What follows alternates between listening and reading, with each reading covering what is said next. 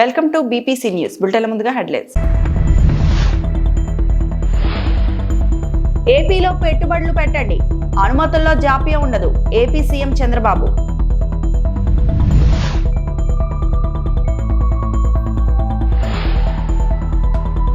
వైకాపా నేత పెద్దిరెడ్డి అటవీ భూముల ఆక్రమణ వీడియో విడుదల చేసిన AP deputy CM Pawan Kalyan.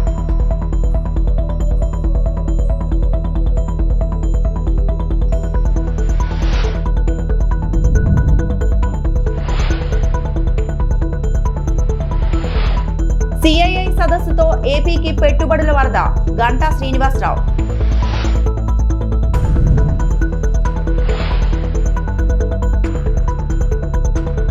విశాఖలో గూగుల్ భారీ పెట్టుబడులతో అడుగు పెట్టనుందని, 50,000 కోట్ల పెట్టుబడితో 1 గిగావాట్ డేటా సెంటర్ ఏర్పాటు చేయనుందని ఏపీ సీఎం చంద్రబాబు నాయుడు తెలిపారు. విశాఖలోని నోవోటల్లో నిర్వహించిన ఇండియా యూరోప్ బిజినెస్ సమావేశంలో ఆయన పాల్గొని మాట్లాడారు. సాంకేతిక రంగంలో కొత్త ఆవిష్కరణలను అందిపుచ్చుకుంటున్నట్లు చెప్పారు. ప్రపంచంలో ఎక్కడికి వెళ్లినా ఐటీలో భారతీయులదే కీలక పాత్ర అని పేర్కొన్నారు. ఇండియా యూరోప్ మధ్య సన్నిహిత సంబంధాలు ఉన్నాయని చెప్పారు. అమరావతిలో క్వాంటమ్ కంప్యూటరింగ్ సెంటర్ అందుబాటులోకి రానుంది. పెట్టుబడులకు వచ్చే వారికి ఎలాంటి ఇబ్బంది లేకుండా చేస్తున్నాం. మౌలిక సదుపాయాల కల్పనలో కూడా ఏపీ ముందుంది. గ్రీన్ ఎనర్జీ రంగంలో పెట్టుబడులు రానున్నాయి. స్పీడ్ ఆఫ్ డూయింగ్ బిజినెస్ విధానంలో ముందుకెళ్తున్నాం. రాష్ట్రంలో పోర్టులతో పాటు రైల్వే అనుసంధానానికి ప్రయత్నం చేస్తున్నాం. ఏపీలో నైపుణ్యం ఉన్న యువత అందుబాటులో ఉన్నారు. కొత్త ఆలోచనలతో వినూత్న ఆవిష్కరణలు చేయడంతో వారు ముందున్నారు. ఏపీలో పెట్టుబడులు పెట్టండి, అనుమతుల్లో ఎలాంటి జాప్యం ఉండదు. 45 రోజుల్లోనే అనుమతులు మంజూరు చేసి త్వరితగతిన ఉత్పత్తికి ప్రోత్సాహం అందిస్తున్నాం. The bulk of them is small and medium enterprises, but with oftentimes a global leadership in their own niche. So I think they can matter even to a giant like India, but of course they are more worried to go in uncharted territories, if you allow me, than to join other companies in Maharashtra, Delhi, Tamil Nadu, where there are already clusters of Italian companies. What would you say to them to convince to come to Andhra Pradesh rather than in already experienced territory? Thank you, Your Excellency. We are in a cooperative federalism. States has to compete each other. This is not new for me. Even earlier I used to compete. Once Bangalore was IT capital for India. Then I used to compete to get it to Hyderabad. Now Hyderabad is better rated than Bangalore because of competition. In Davos also we used to compete. At one stage, the then Chief Minister S.M. Krishna told me, no longer I can compete with you, we will work together. Then I started, excellent, we will work together.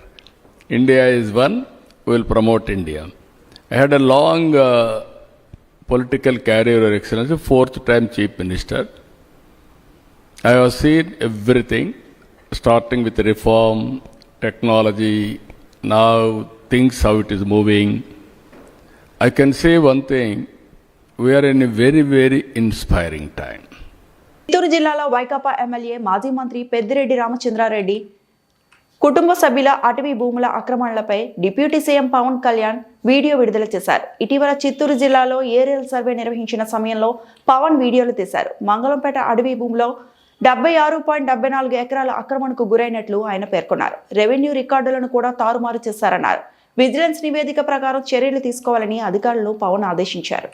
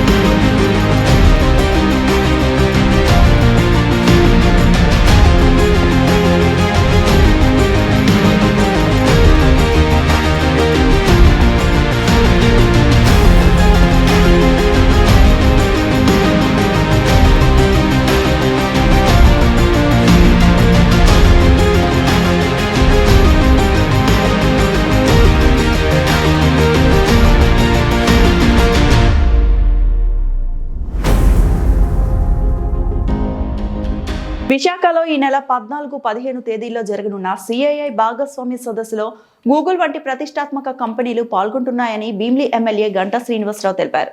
CII సదస్సు సందర్భంగా Rushikonda beach లో రూపొందించిన సైకత శిల్పాన్ని ఆయన పరిశీలించారు. IT సహా పలు కంపెనీలకు మంత్రి నారా లోకేష్ ఇవాళ భూమి పూజ చేయనున్నట్లు చెప్పారు. సిఐఐ సదస్సుతో ఏపీకి పెట్టుబడుల వరద వస్తుందన్నారు. గతంలో వైకాపా ప్రభుత్వం తీరుతో ఏపీ నుంచి పరిశ్రమలు పారిపోయాయని విమర్శించారు. కూటమి ప్రభుత్వం కృషితో కంపెనీలు మళ్లీ రాష్ట్రానికి తిరిగి వస్తాయని చెప్పారు. ఈసారి ఒక ప్రెస్టీజియస్ కంపెనీస్ గూగుల్ లాంటి కంపెనీలు కూడా మన ఈ సమ్మిట్లో పార్టిసిపేట్ చేస్తూ ఉన్నాయి. ఈరోజు యువనాయకులు లోకేష్ బాబు గారు మన భీమిలి నియోజకవర్గంలో 6 కంపెనీస్కి శంకుస్థాపన చేస్తూ ఉన్నాం. అందులో ఇంక్లూడింగ్ రహేజా, దాంతోపాటు వరల్డ్ ట్రేడ్ సెంటర్, ఇవన్నీ కూడా ఈరోజు శంకుస్థాపనలు అవుతూ ఉన్నాయి. అలాగే రేపు మార్నింగ్ నుంచి 15 సాయంత్రం దాకా కూడా ఏ కంపెనీలు ఏంటనేది మొత్తం ఇప్పటికే ఇంటిమేట్ చేసి వాళ్ళందరితో ఎంఓఏలు రెడీ చేసి అవన్నీ గౌరవ ముఖ్యమంత్రి గారు అలాగే ఇతర ముఖ్య అతిథులు అందరూ కూడా వస్తూ ఉన్నారు. వాళ్ళందరి సమక్షంలో ఎంఓఏలు కూడా చేసుకోవడం జరుగుతూ ఉంది. విశాఖ అనేది ఈరోజు ఒక సిటీ ఆఫ్ డెస్టినీ, ఒక ఫైనాన్షియల్ క్యాపిటల్, వాటన్నిటికి మించి ఒక యాక్సెప్టెన్స్ ఉన్న నగరం. ఎందుకంటే ఒక మంచి కాస్మోపాలిటన్ కల్చర్, ఒక ప్రకృతికి సంబంధించిన అందమైన ప్రాంతం. గూగుల్ సంబంధించిన CEO సుందర్ పిచాయ్ గారు కూడా ఆయన మాటల్లో చెప్పడం జరిగింది. ఒక వైజాగ్ అనే ఒక సిటీ, ఒక బ్యూటిఫుల్ సిటీ, కోస్టల్ సిటీ అని చెప్పి ఆయన చెప్పినట్టుగా ఒక పక్క చక్కటి సముద్రం, ఆ పక్కనే ఎత్తైన కొండలు, స్టీల్ ప్లాంట్, పోర్ట్ లాంటి ఒక ఇండస్ట్రియలైజేషన్ ఉన్న పారిశ్రామిక ప్రాంతం, అలాగే చాలా మంచి పచ్చదనంతో కూడిన గ్రామీణ ప్రాంతం, అలాగే అరకు, పాడేరు లాంటి ఒక ఏజెన్సీ ప్రాంతం, ఇట్లా అన్నీ కలిపి మిక్స్ అయి ఉన్న ప్రాంతం విశాఖపట్నం. మరి అటువంటి విశాఖపట్నానికి పెట్టుబడులు రావడం అనేది మరి చంద్రబాబు నాయుడు గారు, పవన్ కళ్యాణ్ గారు, నరేంద్ర మోడీ గారి నాయకత్వంలో ఏదైతే డబుల్ ఇంజన్ సర్కారు కృషి చేస్తూ ఉందో దాన్ని చేసుకొని పెట్టుబడుల యొక్క వరద మనకి ఆంధ్రప్రదేశ్ రాబోతూ ఉంది. గతంలో 5 సంవత్సరాలు పరిపాలించిన జగన్మోహన్ రెడ్డి గారు ఉన్న పరిశ్రమలు కూడా ఇక్కడి నుంచి తరిమేశారు. అంటే మన అమరాజా బ్యాటరీస్ కావచ్చు, అలాగే లూలు కావచ్చు, ఇవే ఏ అయితే ఆ రోజు పరిపాలన చేస్తున్న ముఖ్య వ్యక్తి ఒక యాటిట్యూడ్ తోటి ఇక్కడి నుంచి పరిశ్రమలు కూడా పారిపోయాయి. మళ్ళీ ఈ రాష్ట్రానికి చంద్రబాబు నాయుడు గారు ముఖ్యమంత్రి అయిన తర్వాత కోల్పోయిన ప్రాభవాన్ని తిరిగి తీసుకొచ్చి ఆంధ్రప్రదేశ్ బ్రాండ్ ఇమేజ్ని పెంచి మళ్ళీ అవన్నీ కూడా తిరిగి వచ్చేటట్టుగా చేయడం జరుగుతూ ఉంది. రేపు సమ్మిట్లో ఆయన కూడా పార్టిసిపేట్ చేస్తూ ఉన్నారు, లూలు CMD.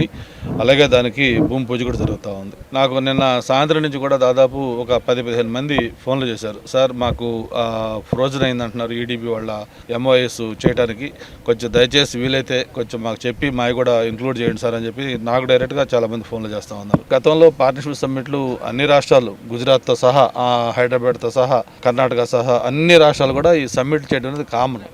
అయితే దీనికి ప్రత్యేకంగా ఆంధ్రప్రదేశ్కి ఎందుకంత క్రేజ్ వచ్చిందంటే ఇక్కడ ఉన్న నాయకత్వం, అటువంటి నాయకత్వం ఉంది కాబట్టి క్రేజ్ వచ్చింది. అందుకే ఇది గ్రాండ్ సక్సెస్ అవుతా ఉంది. దాదాపు మెజారిటీ MOEs అన్ని కూడా మన భీమిలి నియోజకవర్గంలో అవుతా ఉన్నాయి. ఈరోజు లోకేష్ బాబు గారు చేసే 6 ఫౌండేషన్స్ కూడా మొత్తం మన భీమిలి, దట్టు మధురవాడ, ఎండాడ ప్రాంతంలోనే జరుగుతూ ఉన్నాయి. ఇంకా రేపు జరిగే వాటిల్లో కూడా గూగుల్ కానీ లేకపోతే మిగతా ఇతర MOEs కూడా మెజారిటీ మనకే వస్తూ ఉన్నాయి. శ్రీవారి కటాక్షంతో దేశ వైభవం ప్రపంచవ్యాప్తంగా ముందుకు వెళ్తోందని బీజేపీ రాష్ట్ర అధ్యక్షుడు మాధవ్ అన్నారు.